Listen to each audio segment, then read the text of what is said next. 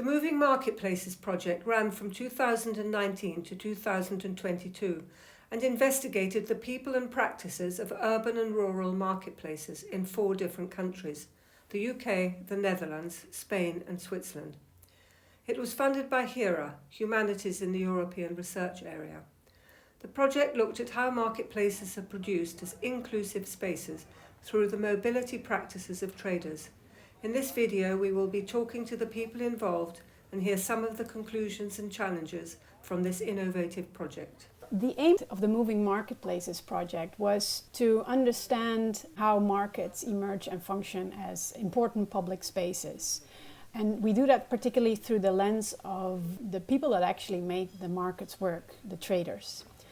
Previous research did show how markets were very important. They still serve millions of people across the world, despite the existence of supermarkets and online retailing. And they really serve as places to get fresh food, but also your daily conversation, so to speak. Market traders have had a pretty rough time in recent years because supermarkets have become much more prevalent, as has online shopping. So it's very difficult for them to persuade shoppers to come to the market. So what they have to do is provide something different, if you like, a kind of unique selling point. Why would you go to a market rather than quickly order something online? We didn't just approach markets as static, pre-produced, contained, bounded spaces, but thought of them more as constantly being reproduced and molded, partly through the movements of the traders themselves, but also because of the kind of environment that they found themselves in. And our project ended up coinciding with the COVID pandemic, so that changed the dynamics quite drastically, and we saw a lot of changes to these markets as we carried out the project. So market traders have to arrive early in the morning. They set up their stalls. This is a very arduous process. Some of them took 2 hours to set up their stalls. The physical infrastructure of the stall. Also laying out the product in such a way that it was attractive to people. A lot of them had really good displays, for example, like the fruit and veg stalls were very aware of putting the oranges next to the lemons, next to the watermelons to look attractive, or to put them in the right order so that when people came to pay, they passed more products that they might want to buy. So the display function, setting it up, and then at the end of the day, taking it away again. We've argued that public spaces in general, but markets in particular, should no longer be considered in terms of this spatial boundedness or fixity, but that we have to understand them as nodes in domestic and transnational networks, as nodes in bigger mobility relations. And we have advanced this notion by following the everyday practices of one of the most important actors that make markets work, which are the market traders. We found out that markets are not often as inclusive as often assumed in existing studies. We found that markets are full of social boundaries, that they are full of control and regulations. I also relate the rhythms of the marketplace to the emergence but also disappearance of the market with the labor behind the scenes. So people get up very early in the middle of the night to get their stuff at the marketplace at a certain time, and that happens for them in a weekly or daily basis. And that's what we call the rhythms of the marketplace. How people move and move towards the market, but also back from the market. How the materials are, let's say, built in a particular way that the marketplace emerges in the public space. So the transformation of space, the transformation and the making of the market is an intervention in space, in that sense, in the urban fabric.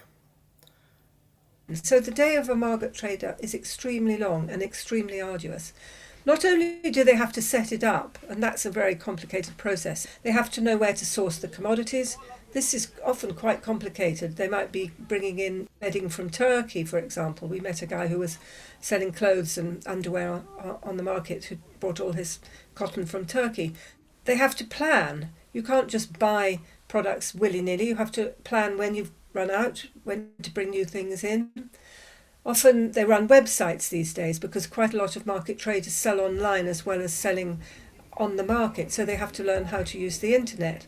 They have to have the social skills that I was talking about to engage their customers. They can't just stand there and not do anything. I mean, some of them do that, but that doesn't give them a very successful outcome. And they have to learn how to deal with bureaucracies. To get a market stall, they've got to deal with their local authority. They've got to deal with a market manager. So it's a very multi-skilled job, and I think that they're totally underrated. The most interesting thing to find through the project is actually the behind the scenes, what it takes for markets to exist. They are often portrayed as having very low entry barriers, so there's no need to pay rent or to speak the local language very fluently, etc. But through spending so much time on markets and with traders, we came to appreciate that it's certainly not so easy to do this job. On the contrary, access is already difficult. Often it's arranged online, and in the case of the Netherlands, in Dutch. And then you need to have the money to invest in vans, stalls, to buy your products, while it becomes increasingly difficult to get loans from the bank, as permits are no longer provided for a lifetime, but a limited amount of time. This, in theory, provides newcomers the opportunity to enter the market, but it really makes it difficult to actually acquire the funding to do so. And many markets have a selection system based on seniority and waiting lists, making it almost impossible to enter popular markets as a newcomer. And when you actually have a spot, the actual hard work begins. Commuting between the home, between different markets, purchasing your merchandise at the wholesale market, fetching orders, loading and unloading of overstock, moving continuously between these different locations in which these activities takes place. So this really requires long work days, specific divisions of labor, relations of support. And through that, we uncovered unequal power relations and certain gender patterns and social economic inequalities through which some traders have better access to markets than others. So this idea of looking at marketplaces not only as local marketplaces, but looking at the mobilities behind was really eye-opening on a methodological, but also on a theoretical level. For example, very often when I talk to people about this project during the research, everyone was convinced that markets are very local. But what does it mean, local markets? Actually, markets are extremely transnationally related. So once you have this mobility perspective, you realize that there's a lot of mobilities going on behind the scenes of the market. But it means also that local is actually an issue which is really used to promote the business on the market. So having this idea of the product is a local product will sell very well, because it is assumed a priori that if it is local, whatever this means it is of good quality. So we have on the one side this idea of local, which is really promoted by on the market, like you have traders put the names and you see it's a real Swiss name. You can identify it as an original, authentic, if you'd like to, Swiss name, which then is like a kind of a guarantee that it's a local product and it will be of good quality, even though maybe this trader is traveling all around on his fields in agriculture or working migrants from other countries. So there's this kind of a tension or a paradox when it comes to mobility and locality. So the street vendors were physically mobile in the city, were often people from marginalized communities. A lot of Jewish street vendors were working in the city at the beginning of the 20th century in the Netherlands. But you also had official markets during that time. So I think there were 6 or 7 official markets where traders worked. And then you had the street vendors who were physically mobile and sold their products in the streets. And at the beginning of the 20th century, you saw that the group of street vendors expanded significantly. And they were a thorn in the side of the city authorities because, they were disrupting traffic. They were pitching. Pitching was also seen as a low-class activity during that time. So what they did is that they put in place a lot of street vendors bans, especially in 1900, and they tried to immobilize the mobility patterns of street vendors. So it actually tried to turn street vendors into market traders who already worked on the official markets. So mobility, being mobile, was seen as disruptive and as problematic. So they tried to immobilize them on the markets, and the number of street vendors really went down, and there are no street vendors in the city anymore. So when you look at current market studies, they only say, okay, so the redevelopment of markets and the disappearance of street vendors is an effect of the neoliberalizing city. Whereas we've tried to show that's not only neoliberal urban policy, it was actually policy that was already in effect at the beginning of the 20th century in the context of the industrializing and the modernizing cities. So one of the main findings of our project is that there's an entire network behind a singular trader. We followed a Dutch flower vendor and revealed that it's not just him who does all the work at the market, but there's an entire network behind him. So he has his sister-in-law making the bouquets, his brother-in-law driving to the auction to actually get the produce that he ordered online. So there's this family network behind the trader that enables him to be active at multiple times, to work on different markets, but also to actually be there at the market early in the morning without having to drive first to the wholesale market to get the flowers.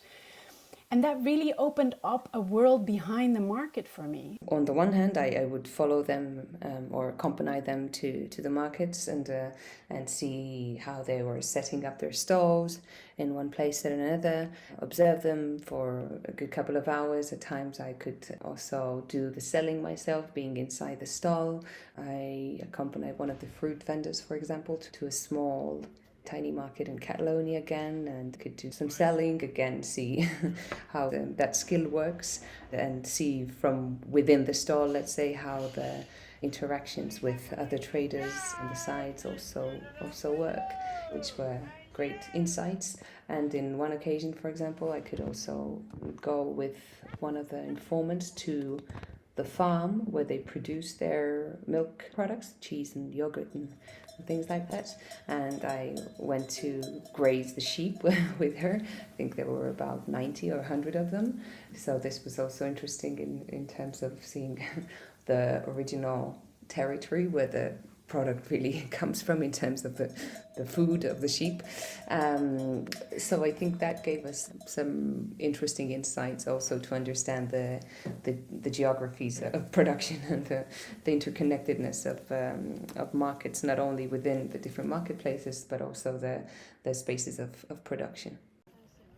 There's sort of two main ways in which markets are organized and regulated in the UK. They're either run by a council and part of public governance, or they are regulated by a private body, which could be like a town centre initiative. And so there will be those different interests might be reflected in how they're regulated.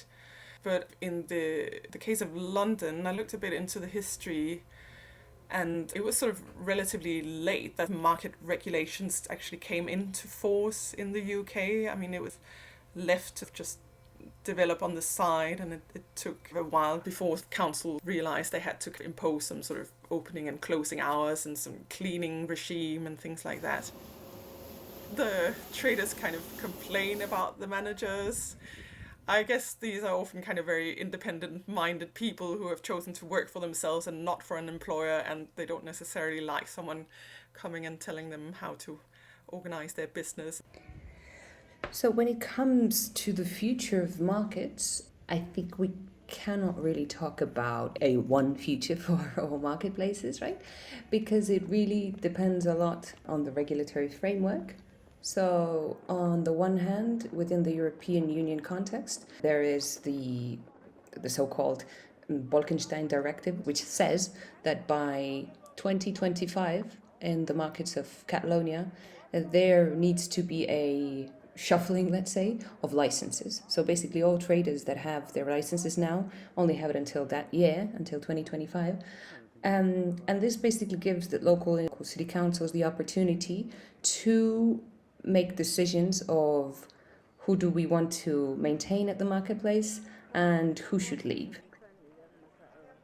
So the future of the markets. I guess this really depends on the markets. We were looking at very different markets. So I think that with the current trend to local, even organic food, I think for the farmers markets, the future is very bright. There are more and more farmers, agricultural producers, but also traders who buy in the morning from the agriculturists and then sell it on the markets. that really make a business only out of markets, these markets won't suffer too much from also the structural changes. For the markets of goods, traders are extremely pessimistic. There is also a whole generational change going on. Some of the businesses are not taken over by the younger generation. These are the traders who have huge cars that drive around all over Switzerland to be present at different markets. And some of the younger generation are taking over, but some of them are not, because it's an extremely hard business. And here I rather see a development into new spaces such as events, mega events, where markets would also be part of the event, but it's less markets per se, as has traditionally been the case.